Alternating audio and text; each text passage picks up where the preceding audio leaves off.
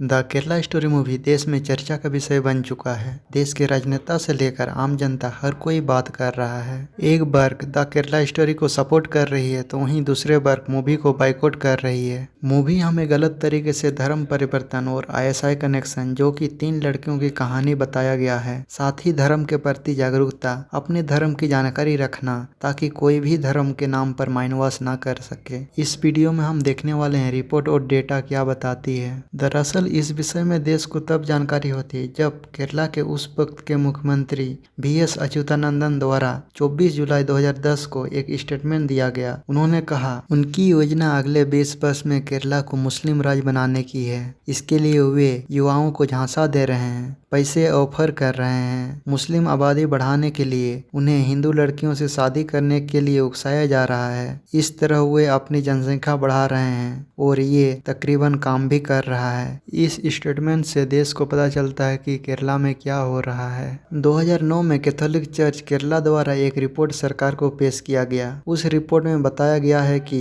अक्टूबर 2009 तक करीबन 4500 क्रिश्चियन लड़की को कन्वर्ट करके इस्लाम कबूला गया है। 2009 के सितंबर महीने में केरला हाई कोर्ट को फोर्सफुली कन्वर्जन का एक केस आया। 30 सितंबर को कोर्ट ने राज्य पुलिस और सरकार को लव जिहाद की घटना की जांच करने के लिए कहा। द टाइम ऑफ इंडिया की रिपोर्ट के अनुसार पुलिस अधिकारी के.एस. गोपा कुमार, जो कि जांच की नेतृत्व कर रहे थे, उन्होंने कहा कि लव जिहाद एक व्यापक नेटवर्क के साथ एक संगठित आंदोलन है जिसका उद्देश्य लड़कियों को लुभाना, उन्हें गर्भवती करना और उन्हें छोड़ देना है। उन्होंने आगे यह भी कहा कि यह एक बहुत ही खतरनाक आंदोलन है। उच्च न्यायालय के न्यायाधीश के.टी. शंकरन ने कहा कि इस बात का संकेत है कि राज्य में लव जिहाद की घटना हुई है। 2012 में केरला के सीएम उमान चांडिल असेंबली में एक रिपोर्ट पेश किया। उस रिपोर्ट के अनुसार 2006 से 2012 तक 7713 लोगों को इस्लाम कबूला कराया गया, जिसमें 2009 से 2012 तक करीबन 3 साल में 2686 महिला थी जो 35 साल से कम उम्र की थी,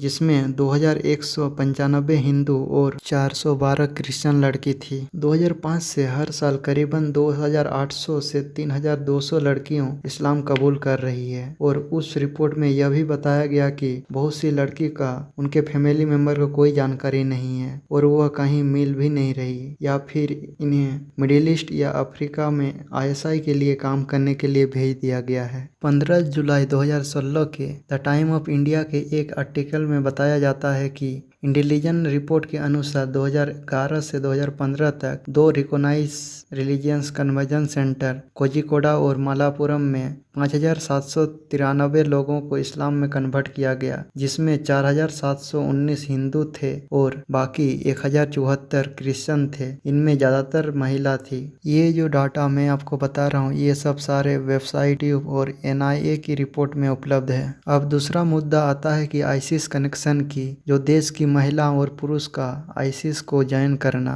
आईसिस एक ऐसा आतंकवादी समूह है जिनका लक्ष्य इराक और सीरिया में एक इस्लामिक खिलाफत स्थापित करना है और विश्व स्तर तक अपना प्रभाव फैलाना है। 2013 से 2016 के बीच आईसिस का प्रभाव ज्यादा रहा क्योंकि उस समय इराक और सीरिया के कई शहर में उनका कंट्रोल था। क्योंकि उस समय इराक और सीरिया में पॉलिटिकल इंस्टेबिलिटी थी, उस वक्त दुनिया भर के मुसलमानों को अपने संगठन में ज्वाइन करने के लिए अट्रैक्ट करने की कोशिश की। इसी वक्त भारत से कई लोग ज्वाइन करने के लिए चले गए। यूएस की स्टेट डिपार्टमेंट की रिपोर्ट के अनुसार 66 इंडियन ओरिजिन फाइटर आईएसआईएस के साथ 2020 में थे और वह आईएसआईएस के साथ लड़ रहे थे।